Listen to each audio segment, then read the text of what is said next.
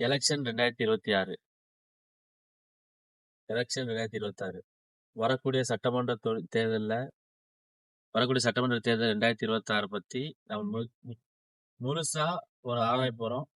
எதை பத்தி ஆராய போறோம் அப்படின்னா, இதுவரைக்கும் நம்மளை ஆண்ட கட்சிகள், இதுக்கப்புறம் நம்மளுடைய ஆள போற கட்சிகளா இருக்கட்டும், நாம இதுவரைக்கும் வளர்ந்த வளர்ச்சி வீதங்களா இருக்கட்டும், மற்ற மாநிலங்களோட கம்பேர் பண்ணும்போது நம்மளுடைய வளர்ச்சிகளா இருக்கட்டும், நமக்கு தேவையான வளர்ச்சி என்ன, ஆளக்கூடிய அரசாங்கங்கள் யார் வந்தாலும் சரி 2026ல நம்மளுடைய கோரிக்கைகள் என்னவா இருக்கும், ஒவ்வொரு தொகுதிகள்லயும் இந்த மக்களோட அடிப்படை தேவைகள் என்னவா இருக்கும், அதை பத்தின முழு ஆராய்ச்சியா நம்ம இந்த வீடியோ பண்ண போறோம். நம்மளுடைய கல்வி அறிவு, நம்மளுடைய பொருளாதாரம், நம்மளுடைய நாகரீகம், நம்மளுடைய பண்பாடு, கலாச்சாரத்தை எல்லாம் கட்டி காப்பாற்றக்கூடிய பழைய பண்பாடுகளை மீட்டெடுக்கக்கூடிய, எதிர்காலத்துல நம்ம அனுபவிச்ச எதிர்கால சந்ததிகளுக்கு நாம விட்டு செல்ல இருக்கிறது, எதிர்காலத்துக்கு தேவையான எல்லாத்தையும் நம்ம இந்த வீடியோக்குள்ள அலசி ஆராய போறோம். பொதுவா உலகத்தோட இந்தியாவோட எல்லையான கன்னியாகுமரியில இருந்து நம்ம சென்னை வரைக்கும் இருக்கக்கூடிய ஒட்டுமொத்த நிலப்பரப்பையும் பற்றி இதை பார்க்க போறோம். தமிழ்நாட்டில் இருக்கக்கூடிய கனிம வளங்கள், தமிழ்நாட்டில் இருக்கக்கூடிய நீர் ஆதாரங்கள், தமிழ்நாட்டில் இருக்கக்கூடிய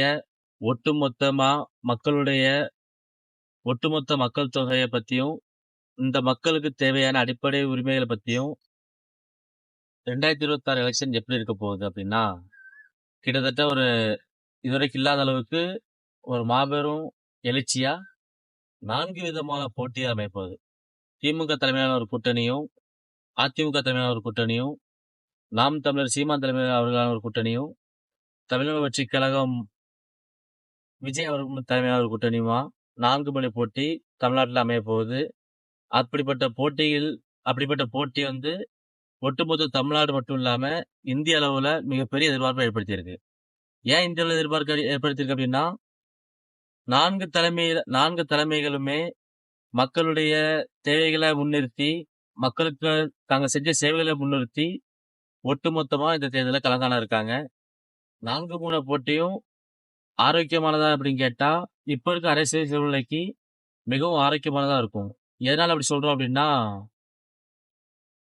இதுவரைக்கும் ஆண்ட திமுகவும் சரி, அதிமுகவும் சரி, நாங்கள் ஆட்சிக்கு வர போறோம்னு சொல்லக்கூடிய நாம் தமிழரும் சரி, தமிழக வெற்றி கழகமும் சரி, எல்லாருமே ஏதோ ஒரு விஷயத்துல வந்து மக்களுக்கு வந்து நாங்க பயனுள்ளதா இருப்போம் அப்படின்னு சொல்லி வராங்க. மற்ற மாநிலங்களை ஒப்பிடும்போது கல்வியிலையும் சரி, பொருளாதாரத்திலையும் சரி, நம்ம தமிழ் சமூகம் மிகப்பெரிய அளவுல முன்னேறி இருக்குன்னு தான் சொல்லணும். அது எந்த விதத்திலையும் குறையவும் இல்லை. அதுக்கான உழைப்புல எந்த அரசியல் கட்சிகளும் குறைய வைக்கவும் செய்யல. எல்லா கூட்டணி கட்சிகளுமே ஒட்டுமொத்தமா அவங்களுடைய சொந்த சமூகத்தையும் தமிழ் சமூகத்தையும் முன்னிறுத்தி தான் ஒவ்வொரு அரசியல் கட்சிகளும் வளரவும் செய்யறாங்க, மக்களுக்கு சேவையும் செய்யறாங்க. ஒவ்வொரு தடவையும் எம்எல்ஏ ஆகுறாங்க. ஒவ்வொரு எம்எல்ஏக்களும் தங்களுடைய தொகுதியில மிகப்பெரிய மாற்றத்தை ஒவ்வொரு முறையும் கொண்டு வராங்க.